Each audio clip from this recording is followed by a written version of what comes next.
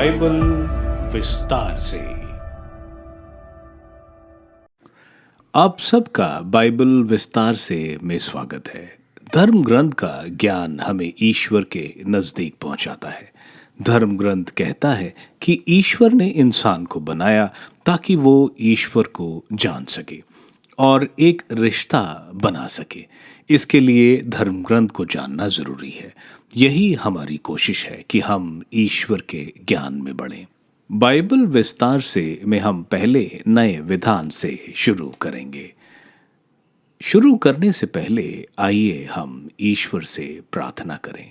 हे ईश्वर, हम आपका वचन पढ़ने जा रहे हैं।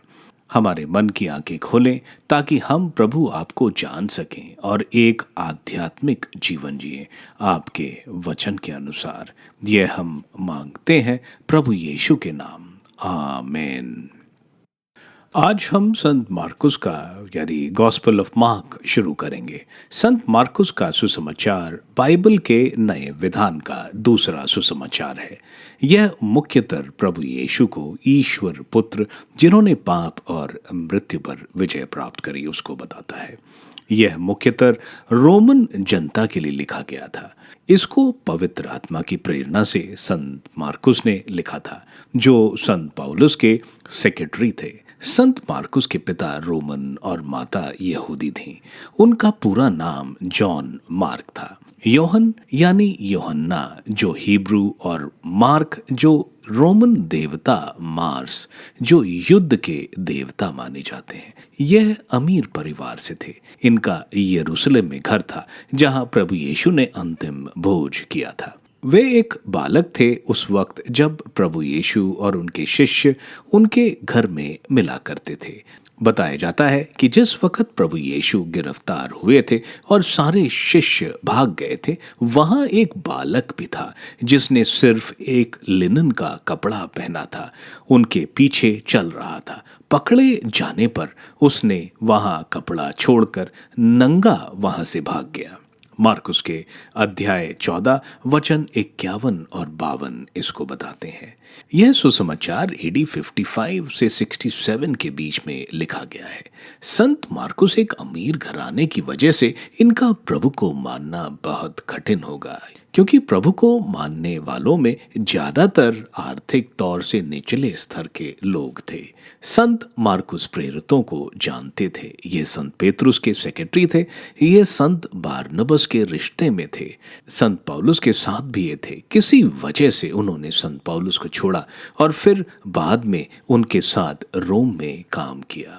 संत मार्कुस का सुसमाचार बाकी सुसमाचार से छोटा है। यह सबसे पहले लिखा गया माना जाता है। यह ग्रीक भाषा में लिखा गया था, जो हर गली में बोले जाने वाली भाषा थी। अध्याय 1 में हम देखते हैं संत मार्कुस ने जो संत मती और संत लूकस के सुसमाचार में 4 अध्यायों में कवर किया गया है, उसको इन्होंने एक अध्याय में किया है। प्रभु के जन्म और वंशावली नहीं बताई। वे सीधे उत्पत्ति ग्रंथ की तरह शुरुआत करते हैं, क्योंकि मसीहा का आगमन एक नई शुरुआत है। संत योहन के अनुसार सुसमाचार अध्याय 1 ईश्वर के पुत्र ईसा मसीह के सुसमाचार का प्रारंभ नबी ईसायाह के ग्रंथों में लिखा है। मैं अपने दूत को तुम्हारे आगे भेजता हूँ, वह तुम्हारा मार्ग तैयार करेगा। निर्जन प्रदेश में पुकारने वालों की आवाज, प्रभु का मार्ग तैयार करो, उसके पथ सीधे कर दो। इसी के अनुसार योहन बपतिस्ता निर्जन प्रदेश में प्रकट हुआ, जो पाप क्षमा के लिए पश्चाताप के बपतिस्मा का उपदेश देता था। सारी यहूदिया और यरूशलेम के लोग योहन के पास आते और अपने पाप स्वीकार करते हुए यार्दन नदी में उसमें बपतिस्मा ग्रहण करते थे। योहन ऊंट के रोओं का कपड़ा पहने और कमर में चमड़े का पट्टा बांधे रहता था। उसका भोजन टिड्डियों और वन का मधु था। वह अपने उपदेश में कहा करता था, जो मेरे बाद आने वाले हैं वह मुझसे अधिक शक्तिशाली हैं। मैं तो झुककर उनके जूतों का फीता खोलने योग्य भी नहीं। मैंने तुम लोगों को जल से बपतिस्मा दिया है, वह तुम्हें पवित्र आत्मा से बपतिस्मा देगा। हमने देखा अध्याय की शुरुआत ही सुसमाचार खुशी के समाचार की घोषणा कर रहा है कि ईश्वर का पृथ्वी पर आने का समय आ गया है। वह मानव शरीर में ईश्वर प्रभु यीशु के बारे में बता रहे हैं, जो स्वर्ग राज के आने का सुसमाचार दे रहे हैं। हम देखते हैं मलाकी के ग्रंथ के अध्याय 3 में वचन 1 और ईसाइयाह के ग्रंथ के 40वें अध्याय के वचन 3 में बोला गया है। मलाकी ने बोला था कि ईश्वर एलीजा की आत्मा में नबी को भेजेंगे। वे हम देखते हैं संत यूहन्ना बपतिस्ता के रूप में, जो बिल्कुल एलीजा की तरह कपड़े पहनते और लोगों को पछतावा और पाप क्षमा का बपतिस्मा दे रहे थे यारदन नदी में। संत यूहन्ना बपतिस्ता पुराने विधान के आखिरी नबी थे। वे घोषणा कर रहे थे कि मेरे बाद आने वाले मुझसे अधिक शक्तिशाली हैं और वे तुम्हें पवित्र आत्मा का अभिषेक करेंगे। वचन 9 से 11। उन दिनों ईसा गलीलिया के नाजरेत में आए। उन्होंने यारदन नदी में यूहन्ना से बपतिस्मा ग्रहण किया।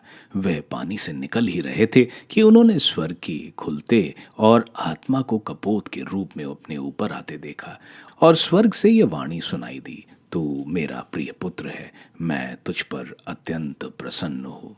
इस भाग में हम देखते हैं प्रभु का बपतिस्मा। यहाँ पिता परमेश्वर, पुत्र ईश्वर और पवित्र आत्मा ईश्वर तीनों को एक जगह देखते हैं। स्वर्ग जो एडम के गिरने पर बंद हुआ था वह खोल दिए गए हैं। पवित्र आत्मा कपोत के रूप में प्रभु के ऊपर थी और पिता परमेश्वर की आवाज कि प्रभु उनके प्रिय पुत्र हैं। वचन 12 से 13। इसके बाद आत्मा ईसा के निर्जन प्रदेश में ले चला। वे 40 दिन वहां रहे और शैतान ने उनकी परीक्षा ली।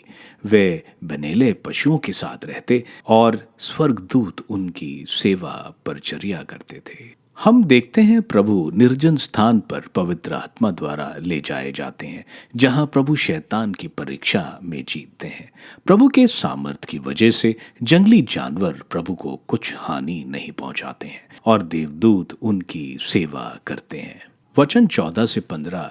यूहन्ना के गिरफ्तार हो जाने के बाद ईसा गलीलिया आए और यह कहते हुए ईश्वर के सुसमाचार का प्रचार करते रहे, समय पूरा हो चुका है, ईश्वर का राज्य निकट आ गया है, पश्चाताप करो और सुसमाचार में विश्वास करो।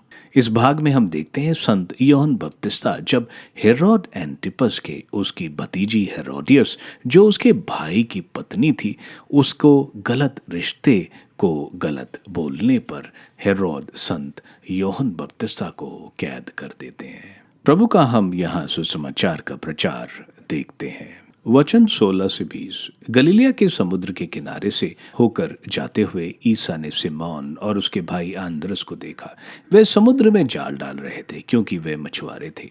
ईसा ने उनसे कहा, मेरे पीछे चले आओ, मैं तुम्हें मनुष्यों का मछुआरा बनाऊंगा। और वे तुरंत अपने जाल छोड़कर उनके पीछे हो लिए। कुछ आगे बढ़ने पर ईसा ने जबदी के पुत्र याकूब और उसके भाई यूहन्ना को देखा। वे भी नाव में अपने जाल मरम्मत कर रहे थे। ईसा ने उन्हें उसी समय बुलाया। वे अपने पिता जबदी को मजदूरों के साथ नाव में छोड़कर उनके पीछे हो लिए। हम यहाँ देखते हैं प्रभु अपना प्रचार गलीली में करते हैं और इन मछुआरों को अपना शिष्य के रूप में बुलाते हैं, जैसा यिर्मयाह के ग्रंथ के अध्याय 16 वचन 14 में लिखा है कि ईश्वर मछुआरे भेजेंगे जो इज़राइल की जनता अन्य देशों में से उनको इकट्ठा करने को बुलाएंगे। सिमोन और एंद्रुस और जेबदी के दोनों पुत्र यूहन्ना और याकूब को प्रभु बुलाते हैं। वे अपना सब छोड़कर प्रभु के पीछे हो लेते हैं। अब समय गंवाने का नहीं है। जैसे इब्राहिम एलीशा ने अपना सब कुछ छोड़कर ईश्वर के कार्य के लिए चले। हम देखते हैं जबदी का मछली पकड़ने का अच्छा कारोबार था, लेकिन वे सब छोड़कर प्रभु के पीछे हो लेते हैं। वचन 21 से 28। वे कफरनहूम आए। जब विश्राम दिवस आया तो ईसा सभागृह गए और शिक्षा देते रहे। लोग उनकी शिक्षा सुनकर अचंभे में पड़ जाते थे, क्योंकि वे शास्त्रियों की तरह नहीं बल्कि अधिकार के साथ शिक्षा देते थे। सभागृह में एक मनुष्य था जो अशुद्ध आत्मा के वश में था। वह ऊंचे स्वर से चिल्लाया, ईसा नाजरी, हमसे आप को क्या आप हमारा सर्वनाश करने आए हैं? मैं जानता हूं कि आप कौन हैं, ईश्वर के भेजे हुए परम पावन पुरुष। ईसा ने यह कहते हुए उसे डांटा, चुप रहे, इस मनुष्य से बाहर निकल जा। अब दूत उस मनुष्य को झकझोर कर ऊंचे स्वर से चिल्लाते हुए उससे निकल गया। सब चकित रह गए और आपस में कहते रहे, यह क्या है? यह तो नए प्रकार की शिक्षा है। वे अधिकार के साथ बोलते हैं, वे अशुद्ध आत्माओं को भी आदेश देते हैं और वे उनकी आज्ञा मानते हैं। ईसा की चर्चा शीघ्र ही गलीलिया प्रांत के कोने कोने में फैल गई। इसमें हम देखते हैं कफरनहूम के सिनेगॉग, जहां लोग इकट्ठा होते थे संहिता और नबियों के ग्रंथ का अध्ययन करने के लिए। सैबत वाले दिन प्रथा थी, जो भी संहिता और नबी के ग्रंथ का ज्ञान रखता उनको पढ़ने को बोला जाता था। प्रभु बड़े अधिकार से इनको समझाते हैं, जो इन्हें अचंभे में डाल देता है। इसके बाद हम एक अबदूत ग्रस्त को सिनेगॉग में देखते हैं, जो प्रभु की वहां उपस्थिति से अपने आप को असुरक्षित पाता है, और यह अबदूत प्रभु को पहचान जाता है और प्रभु उस अबदूत को इस मनुष्य से निकलने को बोलते हैं और वो अबदूत निकलता है। ऐसा दृश्य और यह अधिकार लोगों ने पहले नहीं देखा। यहाँ एक नई शिक्षा की बात लोग कर रहे हैं। यह शिक्षा सुसमाचार है जो सारे पिशाच के बंधनों से मुक्त करता है। वचन 29 से 34। वे सभागृह से निकलकर याकूब और योहन के साथ सीधे सिमोन और एंद्रुस के घर गए। सिमोन की सांस बुखार में पड़ी हुई थी। लोगों ने तुरंत उसके विषय में उन्हें बताया। ईसा उसके पास आए और उन्हें हाथ पकड़कर उसे उठाया। उसका बुखार जाता रहा और वह उन लोगों के सेवा सत्कार में लग गई। संध्या समय सूरज डूबने के बाद लोग सभी रोगियों और अबदूत ग्रस्तों को उनके पास ले आए। सारा नगर द्वार पर एकत्र हो गया। ईसा ने नाना प्रकार की बीमारियों से पीड़ित बहुत से रोगियों को चंगा किया और बहुत से अबदूतों को निकाला। वे अबदूतों को बोलने से रोकते थे, क्योंकि वे जानते थे कि वे कौन हैं। अबदूत को निकालने के बाद हम प्रभु यीशु द्वारा चंगाई देखते हैं। संत पेतरुस का घर कैपरनम में था। आर्कियोलॉजिस्ट ने इनके घर के अवशेष सिनेगॉग के पास पाया है। पेतरुस की सांस को बुखार था, जो उस वक्त मलेरिया से होता था, जानलेवा होता था। प्रभु ने उनको हाथ पकड़कर उठाया तो वो चंगी हो गईं और एक अच्छी शिष्य की तरह उनका अतिथि सत्कार करने लगी। हम देखते हैं प्रभु बहुत लोगों को चंगाई करते हैं। वचन 35 से 39। दूसरे दिन ईसा बहुत सवेरे उठकर घर से निकले और किसी एकांत स्थान जाकर प्रार्थना करते रहे। सिमोन और उसके साथी उनकी खोज से निकले और उन्हें पाते ही यह बोले, सब लोग आपको खोज रहे हैं। ईसा ने उन्हें उत्तर दिया, हम आसपास के कस्बों में चले, मुझे वहां भी उपदेश देना है, इसलिए तो आया हूं। और वे उनके सभागृहों में उपदेश देते और अबदूतों को निकालते हुए सारी गलीलिया में घूमते रहते थे। हम प्रभु को यहाँ अकेले सवेरे से पहले प्रार्थना करने जाते देखते हैं। प्रभु प्रार्थना पर बहुत महत्व देते थे। कोई भी जरूरी कार्य करने से पहले प्रभु प्रार्थना जरूर करते थे। हम संत पेतरुस को प्रभु को ढूंढते देखते हैं। वास्तव में सब मनुष्य प्रभु को ही ढूंढ रहे हैं, चाहे वे जानते हैं या नहीं। हम देखते हैं प्रभु दूसरे गांव कस्बों में जाने की बात कर रहे हैं, क्योंकि उनका लक्ष्य ईश्वर के राज्य के बारे में बताना था। इसलिए प्रभु सिनेगॉग में, जहां लोग प्रभु को खोजने प्रार्थना करने आते थे, प्रभु वहां शिक्षा देते थे। वचन 40 से 45। एक कोढ़ी ईसा के पास आया और घुटने टेक कर उनसे अनुनय विनय करते हुए बोला, आप चाहें तो मुझे शुद्ध कर सकते हैं। ईसा को तरस हो आया। उन्होंने हाथ बढ़ाकर यह कहते हुए उसको स्पर्श किया, मैं यही चाहता हूँ, शुद्ध हो जाओ। उसी क्षण उसका कोढ़ दूर हो गया और वह शुद्ध हो गया। ईसा ने उसे यह कड़ी चेतावनी देते हुए तुरंत विदा किया, सावधान, किसी से कुछ न कहो, जाकर अपने को याजकों को दिखाओ और अपने शुद्धिकरण के लिए मूसा द्वारा निर्धारित भेंट चढ़ाओ, जिससे तुम्हारा स्वास्थ्य लाभ प्रमाणित हो जाए। परंतु वह वहां से विदा होकर चारों ओर खुलकर इसकी चर्चा करने लगा। इससे ईसा के लिए प्रकट रूप से नगर में जाना संभव हो गया, इसलिए वह निर्जन स्थानों में रहते थे। फिर भी लोग चारों ओर से उनके पास आते थे। कोढ़ उस समय का लाइलाज बीमारी था। इस बीमारी में व्यक्ति को जिंदगी मौत से बदतर होती थी। कोढ़ी अपने परिवार से दूर शहर से बाहर रहता था। वह साधारण लोगों के सामने नहीं आ सकता था। उसे अशुद्ध अशुद्ध अशुद्ध दूर से चिल्लाना होता था ताकि गलती से भी कोई उसके पास नहीं आ पाए। वो मंदिर में भी पूजा नहीं कर सकता था। यहाँ हम एक कोढ़ी को देखते हैं जो धैर्य करता है और प्रभु के पास आता है और घुटने पर गिरता है। वह प्रभु को उसको शुद्ध करने को बोलता है, चंगाई नहीं, वह शुद्ध होना चाहता था ताकि ईश्वर के आराधना में मंदिर जा सके। प्रभु उस पर दया करके उसको छूते हैं, लेकिन छूने से प्रभु अशुद्ध नहीं होते, बल्कि प्रभु की पवित्रता से यह कोढ़ी शुद्ध हो जाता है। प्रभु उसको मूसा की संहिता, लेवी ग्रंथ के अध्याय 14 जो शुद्धिकरण के बारे में बताता है, उसे पूरा करने को बताते हैं। पुरोहित के घोषणा के बाद ही वो वापस समाज में रह सकता है।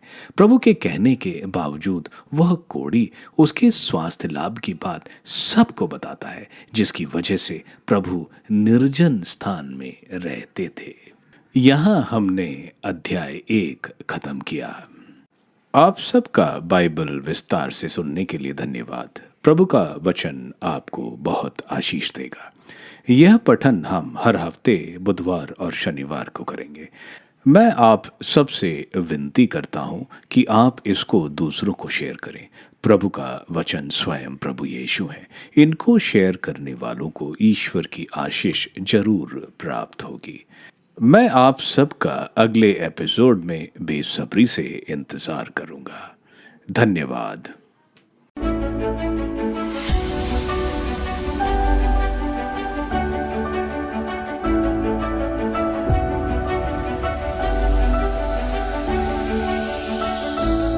बाइबल विस्तार से।